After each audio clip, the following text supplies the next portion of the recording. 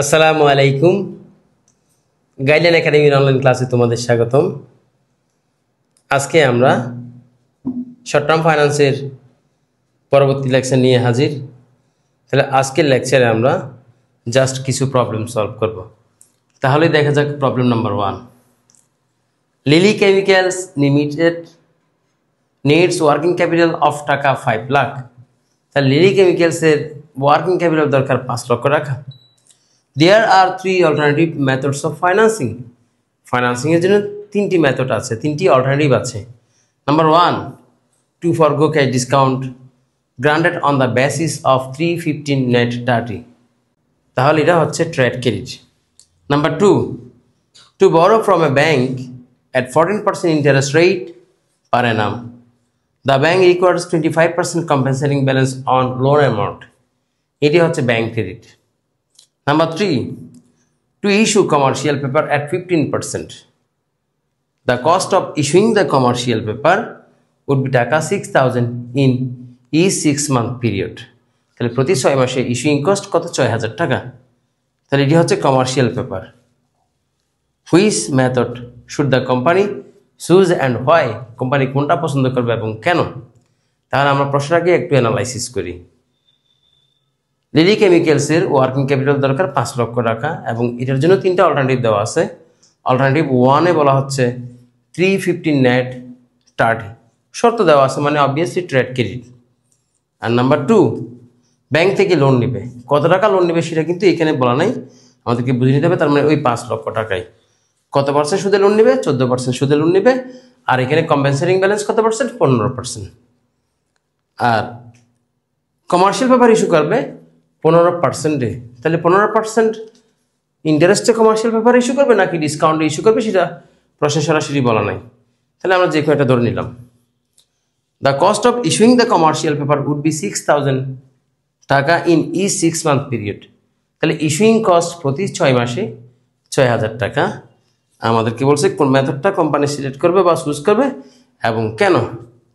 তাহলে আমরা একটা একটা করে রিকোয়ারমেন্ট করি।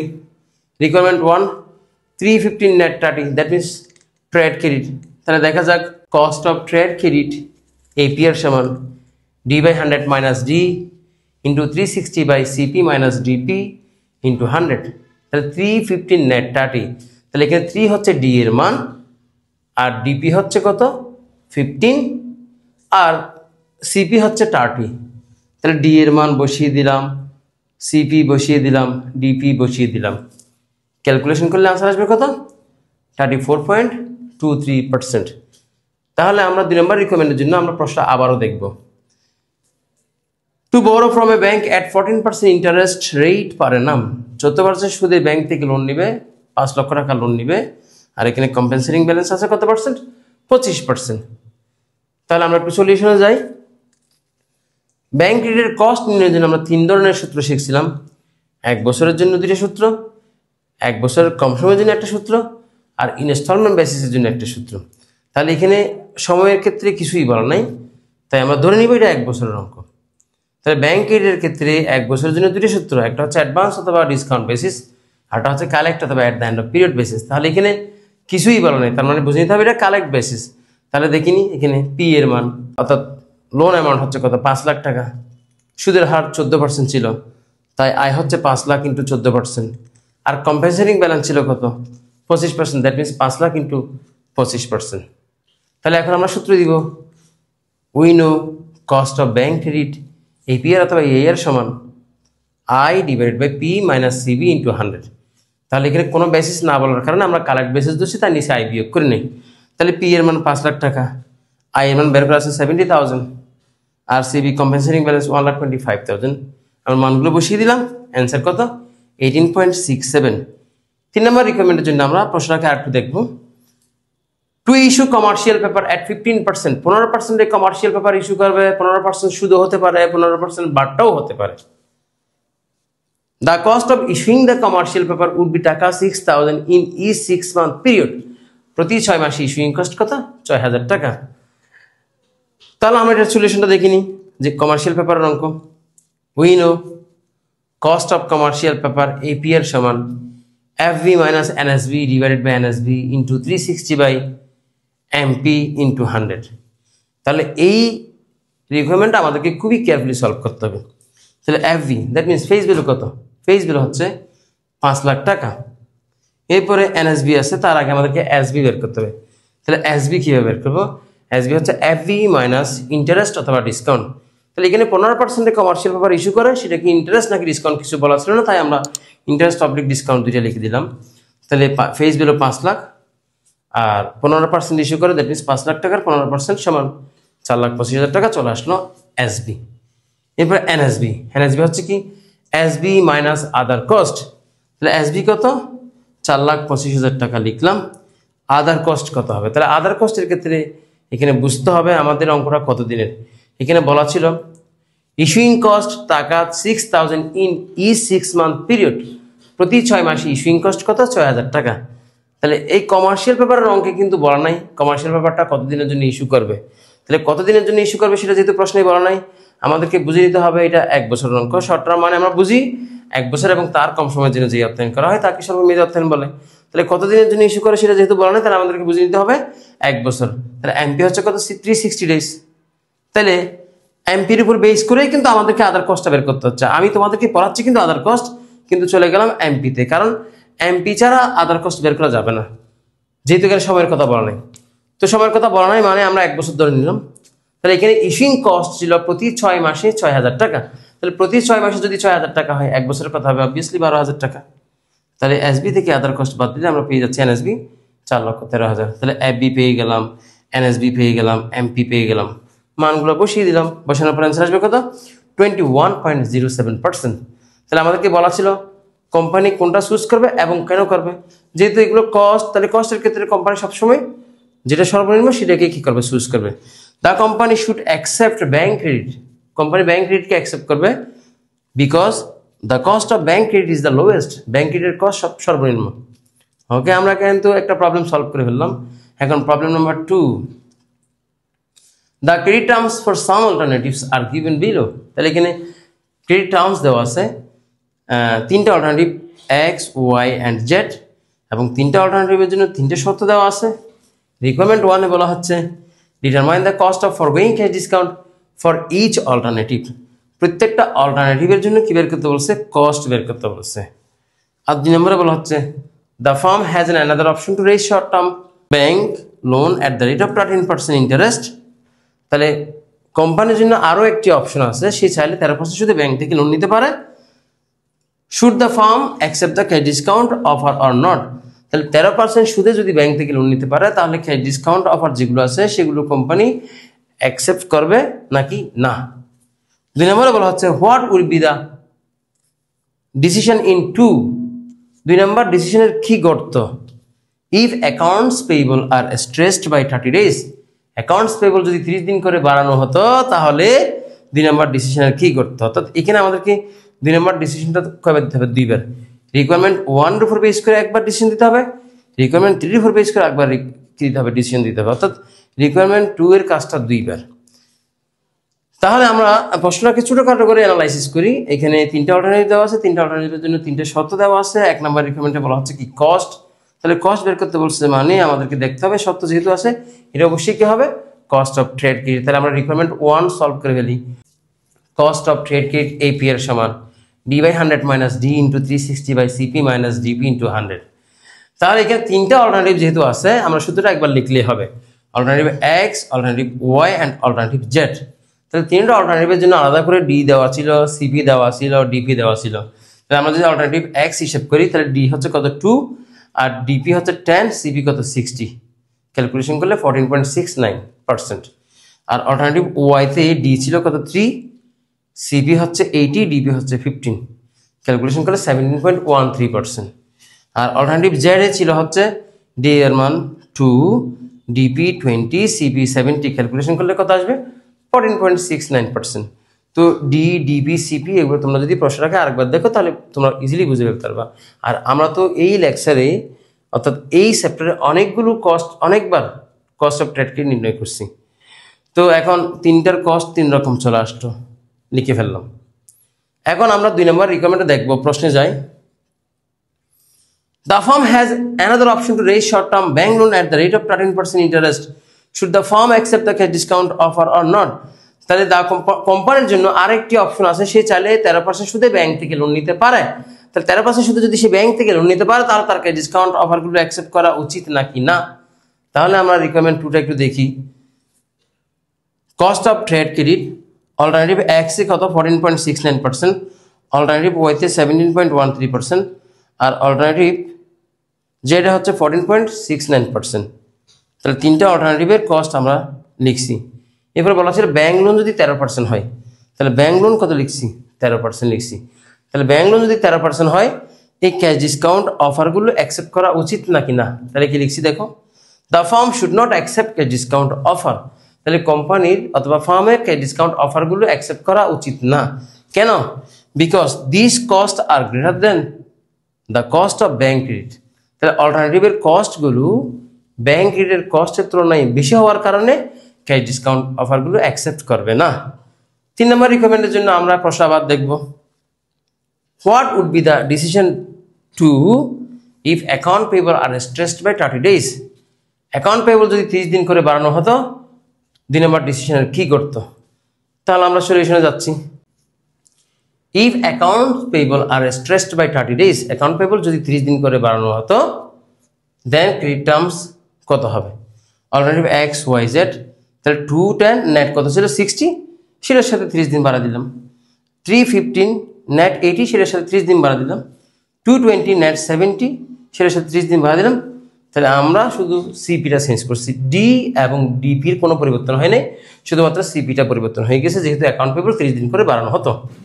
তাহলে এখন এই শর্তের উপর বেস করে আমাদেরকে আবার কস্ট নির্ণয় করতে হবে। তাহলে দেখো cost of trade credit AP এর সমান D by 100 minus D into 360 by CP minus DP into 100। তাহলে ডি ডিপি আগের মতো ছিল, সিপিটা চেঞ্জ হয়ে কত হলো 90।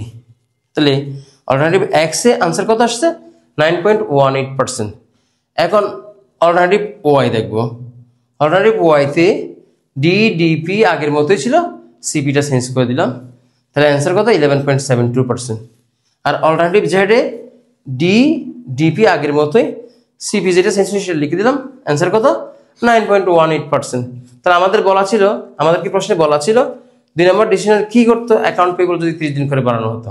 তাহলে দেখো একদম ইজিলি বলা যাচ্ছে the farm should accept alternative x or Z.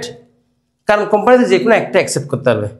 তো এখন যে কোনো একটা অ্যাকসেপ্ট করতে পারবে, কিন্তু দেখা যাচ্ছে এখানে সর্বনিম্ন কস্ট যেটা ছিল 9.18 সেটা 2বার চলে আসছে।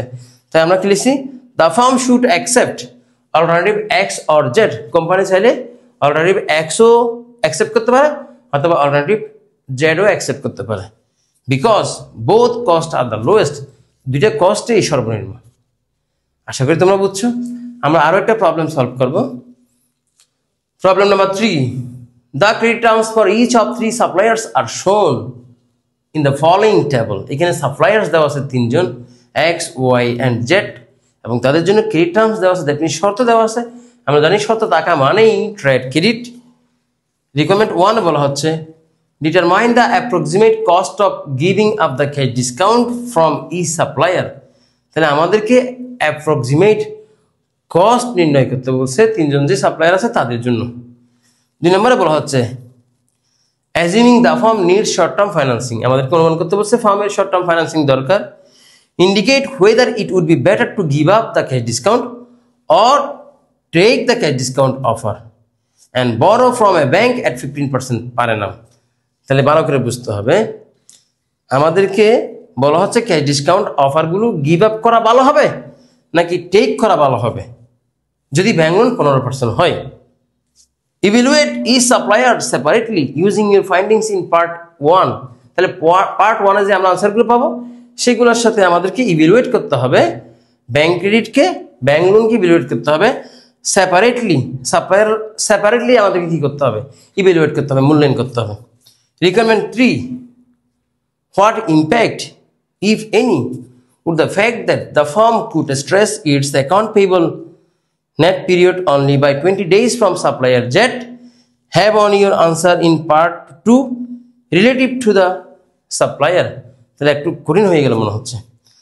বলা হচ্ছে সাপ্লায়ার জেড এর ক্ষেত্রে যদি আমরা অ্যাকাউন্ট পেবল 20 দিন বাড়াই, সেই ক্ষেত্রে সাপ্লায়ার জেড এর উপর কোনো প্রভাব পড়বে কিনা সেটাও কিন্তু আমাদেরকে 2 নম্বর রিকোয়ারমেন্টের উপর বেস করে বলতে হবে।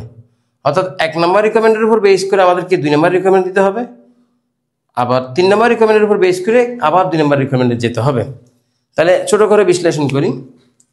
3জন সাপ্লায়ারের কথা বলা আছে, 3টা ক্রেডিট টার্ম দেওয়া আছে, এগুলোর উপর বেস করে কি বের করতে হবে? কস্ট বের করতে হবে। যেহেতু সত্য তাই কি হবে? Cost of trade credit. তাহলে রিকোয়ারমেন্ট 1 দেখি, we know cost of trade credit AP এর সমান d/100 minus D into 360/cp minus DP into 100। তাহলে এখানে ডি, ডিপি, সিপি সুন্দর করে বলা ছিল, দেওয়া ছিল। এরকম অঙ্ক আমরা অনেক করছি। তাহলে ডি এর মান 1, ডিপি 10, 55, আনসার হচ্ছে কত? 8.08%। এটা হচ্ছে সাপ্লায়ার এক্স এর ক্ষেত্রে। আর ওয়াই এর ক্ষেত্রে হচ্ছে D2, ডিপি 10, সিপি কত? 30, অ্যান্সার কত? 36.73%। আর সাপ্লায়ার জেড এর ক্ষেত্রে D2, ডিপি হচ্ছে 10 আর সিপি কত? 60। ক্যালকুলেশন করলে আনসার আসবে কত? 14.69%। তাহলে আমরা 3জন সাপ্লায়ারের জন্য 3টা কস্ট বের করে ফেলছি। এখন আমরা 2 নম্বর রিকোয়ারমেন্টের জন্য আবার প্রশ্ন দেখব। Assuming the firm needs short-term financing, তাহলে ফার্মের short-term financing দরকার, indicate whether it would be better to give up the cash discount or take the cash discount offer and borrow from a bank at 15%। তাহলে 15% সুদে যদি bank থেকে loan নেওয়া হয়, সেই ক্ষেত্রে ক্যাশ ডিসকাউন্ট অফারগুলো গিভ আপ করব নাকি টেক করব, মানে ছেড়ে দেওয়া ভালো হবে নাকি নেওয়া ভালো হবে। আর এগুলোকে আমাদেরকে সেপারেটলি কি করতে হবে? ইভ্যালুয়েট করতে হবে, মূল্যায়ন করতে হবে। তাহলে আমরা রিকোয়ারমেন্ট 2 তে যাচ্ছি। একটা শখের মাধ্যমে আমরা ডিসিশন টেবল দেখালাম।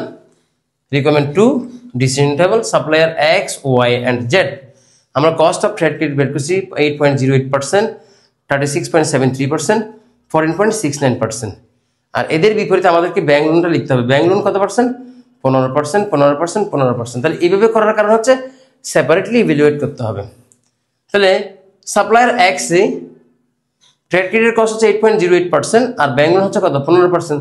তাহলে ব্যাংক লোন যদি 15% হয়, ট্রেড ক্রেডিট যদি 08% হয়, তাহলে ট্রেড ক্রেডিট কি নেওয়া ভালো হবে নাকি ছেড়ে দেওয়া ভালো হবে? অবভিয়াসলি নেওয়া ভালো হবে, এই জন্য বেটার টু টেক। আর এটার তুলনায় ব্যাংক ক্রেডিটের তুলনায় এটার কস্ট বেশি হওয়ার কারণে কি লিখছি? Better to give up. আর ব্যাংক লোনের তুলনায় এটা ছোট হওয়ার কারণে কি লিখছি? Better to take. তাহলে ব্যাংক লোনের তুলনায় যদি কস্ট অফ ট্রেড ক্রেডিট ছোট হয় তাহলে বেটার টু টেক, আর যদি বড় হয় তাহলে বেটার টু গিভ আপ। আশা করি তোমরা 2 নম্বর রিকোয়ারমেন্ট বুঝছো। এখন আমরা 3 নম্বর রিকোয়ারমেন্টের জন্য প্রশ্ন আবারও দেখব। What impact if any would the fact that the firm could stress its account payable by 20 days from supplier Z have on your answer in part 2 related to the supplier? তাহলে আমরা supplier Z এর ক্ষেত্রে account payable কয়দিন বাড়া দিব? 20 দিন বাড়া দিব। 20 দিন বাড়ানোর পর আমাদেরকে কমেন্ট করতে হবে মানে এটার উপর কোনো ইম্প্যাক্ট পড়ছে কিনা, প্রভাব পড়ছে কিনা। তাহলে আমরা সলিউশনটা একটু দেখে নিই। Requirement 3, if account payable are stressed by 20 days for supplier Z, supplier Z এর ক্ষেত্রে যদি আমরা অ্যাকাউন্ট পেবল 20 দিন বাড়াই দিই, সেই ক্ষেত্রে ক্রেডিট টার্মটা কি হবে? 210 নেট 60 প্লাস 20, 20 দিন বাড়াই দিলাম, কত হলো? নেট 80। তাহলে এই সত্যের উপর বেস করে আমরা সাপ্লায়ার জেড এর কি বের করব? কস্ট। তাহলে এপি এর সমান d/100 minus D into 360/cp minus DP into 100। এখন ডিপি, সিপি, তারপরে হচ্ছে ডি মান বসিয়ে দিলাম, আনসার কত আসছে? 10.50%। এখন বলতে হবে সাপ্লায়ার জেড এর উপর কোনো প্রভাব পড়ছে কিনা। তাহলে আগে সাপ্লায়ার জেড কেমন ছিল? সাপ্লায়ার জেড এর ক্ষেত্রে আগে ছিল হচ্ছে বেটার টু টেক, কারণ ব্যাংক লোনের তুলনায় ট্রেড ক্রেডিটের কস্ট ছোট হওয়ার কারণে কি ছিল? মানে বেটার টু টেক, মানে নেওয়াটা ভালো ছিল।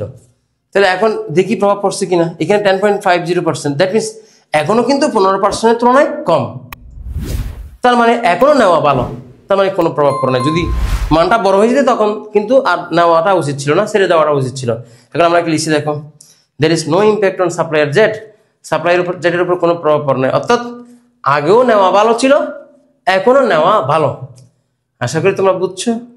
তো এইখানে আমি 3টা প্রবলেম নিয়ে আলোচনা করছিলাম। এগুলো তোমরা বারবার প্র্যাকটিস করার চেষ্টা করবে। যদি না বুঝো সেক্ষেত্রে তো কমেন্ট সেকশন আছেই। আর যদি ছোটোখাটো কোনো ভুল থাকে সেটার জন্য তোমাদের কাছে ক্ষমা প্রার্থনা। এতক্ষণ সাথে থাকার জন্য ধন্যবাদ।